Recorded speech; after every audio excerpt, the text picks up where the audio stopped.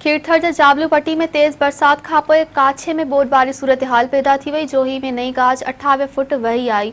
RD 13 वटा बंद टुटी पियो। केतिराई ॻोठ पाणी हेठ अची विया। हज़ारे माण्हू फाथल आहिनि। खीरथर जे जाबलू पट्टी में मुसलसल तेज बरसात पवण खां पोइ काछे में बोटबारी सूरत हाल पैदा थी वई आहे। जोही में नई गाज 28 फुट वही आई। पाणी जे ज़ोर सबबि आरडी 13 वटां बंद टुटी पियो।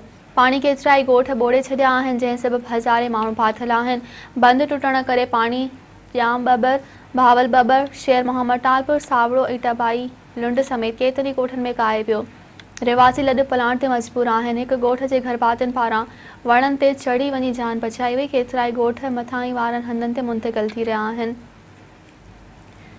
काछे वासियुनि जो जोही ऐं दादू सां ज़मीनी राब्तो कटिजी वियो आहे। बरसाती पाणी में फाथल माण्हुनि खे ॿाहिरि कढण लाइ रेंजर्स ऐं डीसी दादू पहुची विया। इलाइक़े वासियुनि पारां इंतिज़ामिया खां तुर्त रेस्क्यू करण जो मुतालबो कयो वियो आहे।